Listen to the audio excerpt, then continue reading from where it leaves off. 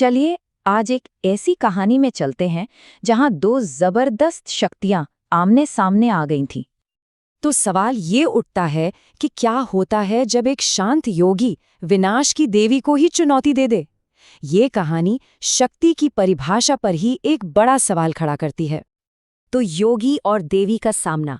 कहानी शुरू होती है महान योगी गोरखनाथ से, जो अपने शिष्यों के साथ एक अनजान इलाके में जा रहे थे। और ये कोई मामूली जगह नहीं थी। ये इलाका था अस्तित्व की सबसे भयंकर शक्ति महाकाली का। और जैसे ही गोरखनाथ ने कदम रखा, देवी अपने विकराल रूप में प्रकट हो गईं, उनका रास्ता रोकते हुए। उनकी शर्त साफ थी और उतनी ही भयानक। ये उनकी ताकत का, उनके क्रोध का एक खुला ऐलान था। अब यहां से शुरू होता है धर्म पर टकराव। इस भयानक मांग को सुनकर गोरखनाथ ने जो किया, उसकी उम्मीद किसी को भी नहीं थी। उन्होंने आदर से झुककर प्रणाम जरूर किया, लेकिन उनके चेहरे पर डर का कोई निशान नहीं था।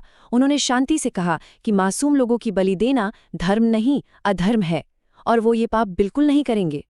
ये सुनकर तो महाकाली आग बबूला हो गईं। उनके लिए ये विश्वास करना नामुमकिन था कि एक साधारण सा योगी उन्हें, महाकाली को, धर्म सिखाने की हिम्मत कर रहा है। और बस यही इस कहानी का सबसे बड़ा टर्निंग पॉइंट है। दो बिल्कुल अलग सोच, धर्म के दो अलग रास्ते। एक तरफ महाकाली का रास्ता, जहां शक्ति भय और विनाश से आती है, और दूसरी तरफ गोरखनाथ का, जहां शक्ति करुणा और कल्याण से पैदा होती है।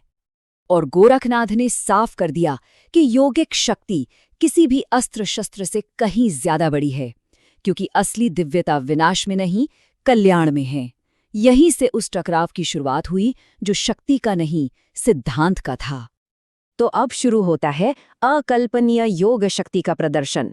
महाकाली का क्रोध 7वें आसमान पर था। उन्होंने अपनी पूरी प्रलयंकारी शक्ति योगी पर छोड़ दी।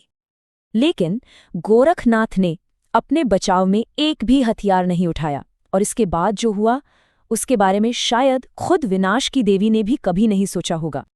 जहां महाकाली ने अपनी दिव्य शक्ति से प्रहार किया, वहीं गोरखनाथ ने अपनी आंतरिक शक्ति को जागृत किया, और एक पल में उन्होंने देवी को अपने ही शरीर के अंदर समा लिया।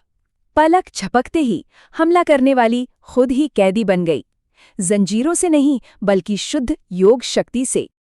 तो अब देखते हैं अभिमान का अंत। लेकिन यहां कहानी खत्म नहीं हुई। असली क्लाइमैक्स तो अभी बाकी था। योगी के शरीर के अंदर गोरखनाथ ने अपने अंदर योगाग्नि को प्रज्वलित किया। ये योगाग्नि गहन योग साधना से पैदा होने वाली एक पवित्र आग है।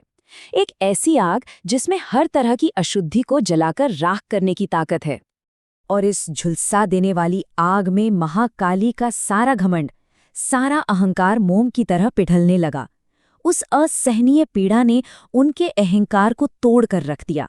उन्हें समझ आ गया कि उनकी शक्ति की भी एक सीमा है। और फिर वही भयानक देवी, जिनकी गर्जना से दुनिया कांपती थी, विनती करने लगीं। उनका क्रोध क्षमा की याचना में बदल चुका था। तो अब आते हैं आखिरी हिस्से पर, संहारिका से कल्याणकारी। गोरखनाथ उन्हें मुक्त करने को तैयार थे, लेकिन एक शर्त पर। वो इससे पहले एक बुनियादी बदलाव चाहते थे। उन्होंने आज़ादी ऑफर की, लेकिन एक बहुत जरूरी शर्त के साथ। उनकी रिहाई एक नए वचन से जुड़ी थी, एक ऐसा वचन जो सब कुछ बदल सकता था। महाकाली को वचन देना पड़ा कि वो बलि की प्रथा हमेशा के लिए खत्म कर देंगी, किसी भी निर्दोष प्राणी को चोट नहीं पहुंचाएंगी, और अपनी शक्ति का इस्तेमाल लोगों के दुख दूर करने और उनकी रक्षा करने में करेंगी। और महाकाली ने ये शर्तें मान ली, और कहते हैं उसी पल उनका विनाशक रूप एक दयालु ममतामयी माँ के रूप में बदल गया। तो ये लड़ाई किसी की जीत या हार पर खत्म नहीं हुई, बल्कि एक बहुत बड़े परिवर्तन पर खत्म हुई। तो ये पुरानी कहानी हम सब के लिए एक बहुत गहरा सवाल छोड़ जाती है। असली शक्ति क्या है? विनाश करने की क्षमता, या फिर निर्माण करने और पालन पोषण करने की ताकत?